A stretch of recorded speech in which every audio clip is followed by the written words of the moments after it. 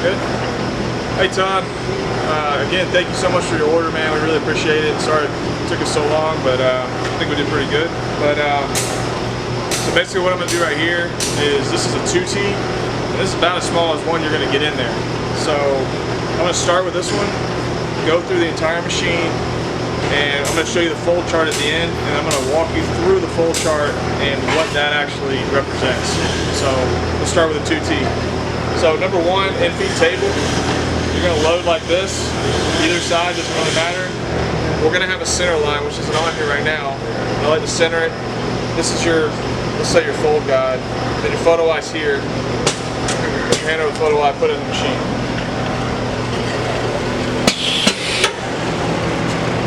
Okay, there's your 2Ts.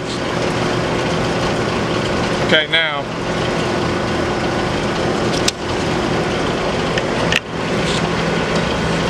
here's your fold chart.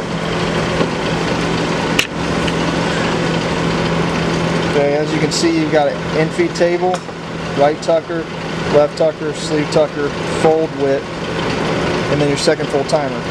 So right now we got it on 2T, so it's just 2. In-feet table's at 7. So let's go look at what that means. Okay, let's try this again. So in-feet table is 7. Okay, this is your in-feet table where the shirt's going to go in the machine. So 7 is your length, and it's on the side of the table right here. So you've got 6, 7, 8, 9, 10, 11, 12. So if it's 7 inches, that's your length coming out of the machine. Now your garments are so small that sometimes it doesn't really matter, but we set it up for you anyways. But so that's the first thing on your fold chart.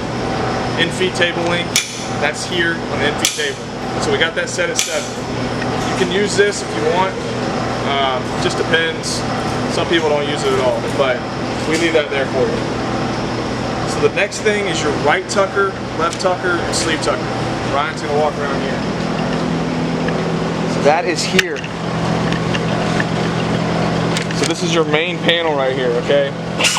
We're gonna go over everything else, but let's just stay with the fold chart for now. Your right tucker is at 1, which is here, right tucker, left tucker, and your sleeve tucker. All of these are inside this machine, okay? So let's just focus on the left tucker here for a second. Left tucker is at 1. That's here. So you see this guide 1 to 4? That's your left tucker. Now, there's 2 more of these on the other side of the machine. That's your right tucker and your sleeve tucker. They're almost impossible to miss. They're right there. So, on the chart for your 2Ts, you got your in-feet table at 7. We set that. Right tucker, left tucker, sleeve tucker, 1, 1, and 1. Right now, they're all at 1, 1, and 1. Now, if you want to change your left tucker, just twist this knob right here, okay? I'm going counterclockwise to go down, clockwise to go back up.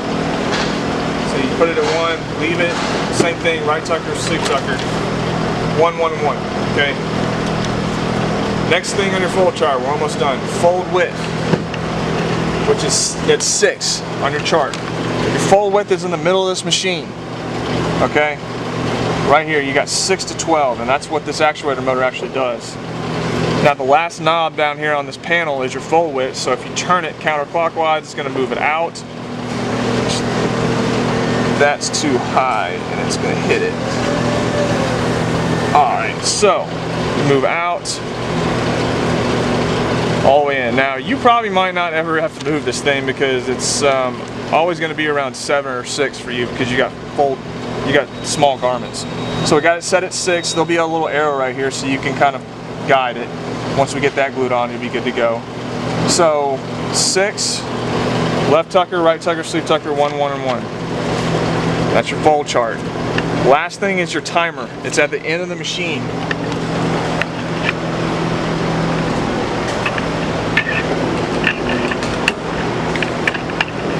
There we go. Okay. Timer is here, right above this e-stop, which is your last thing on your fold chart. We got it at 3, set it at 3. Okay? So that's everything that you need to fold your garments. You got your 2Ts. Is that in the camera, right? Yeah. You got your 2Ts, 3Ts, 4Ts, 5Ts. Now, most of these don't change. They really don't, except for your youth medium and youth larges, which that's because it's a larger garment. So again, your in-feet table's at 7. Your tuckers, which I showed you, full width, is still on that panel. Then you got your second full timer, which is here. That's everything you need. Now we're going to run some garments and show you. Thanks, Todd.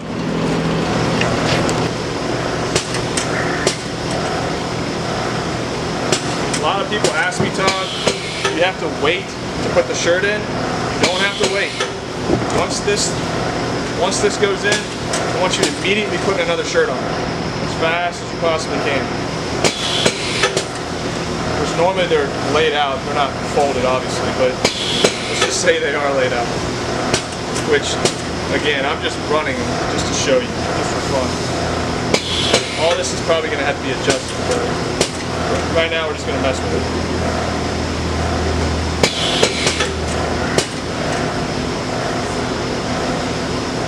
And another thing, if you put a shirt on here and it's all messed up, it's not going to really hurt anything because the machine usually flattens it out anyways.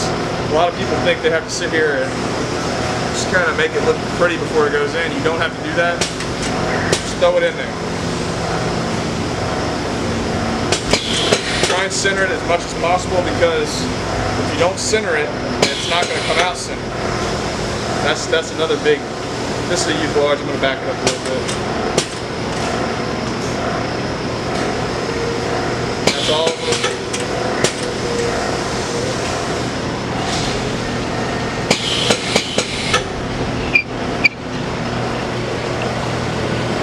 We're going to go down here. And here they all are, fully. Pretty good. Todd, other than that, maintenance-wise, you've got... He's already screwed these down, but as you can see, there's a bearing right there. You can see that Zerk fitting. I want you to hit those Zerk fittings once a year with one squirt. Oops, sorry.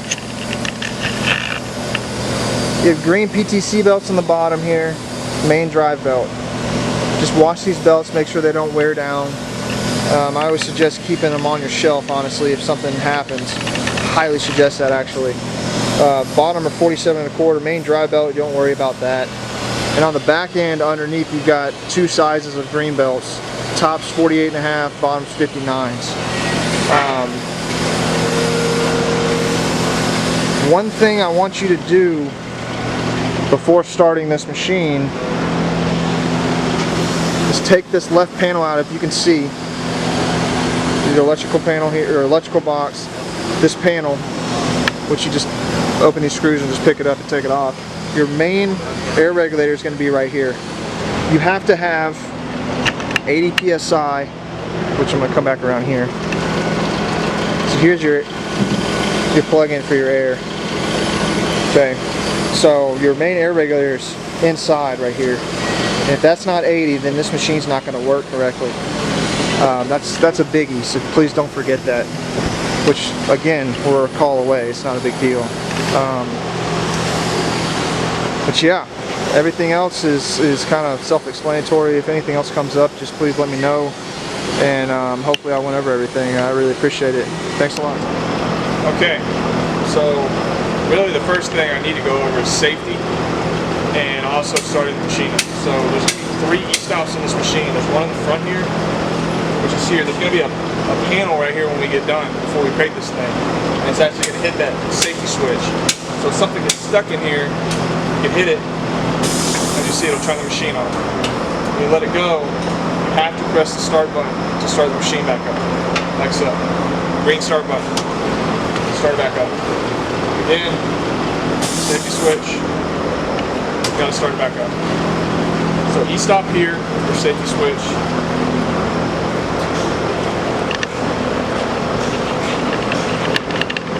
E-stop here. Press this in. Biggest complaint that I get is people don't twist them out. You have to twist it clockwise and let it back out for this machine to start. If you don't, Leave that in. You press this green button all day long, but the machine's not going to start. Twist that back out, green button to start it. And you stop there. The last one's on you.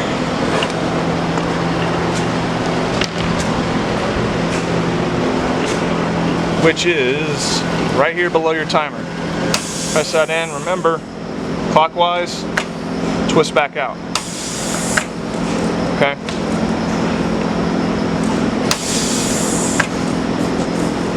That's the 3 things that stop this machine if you need to. Come back up here.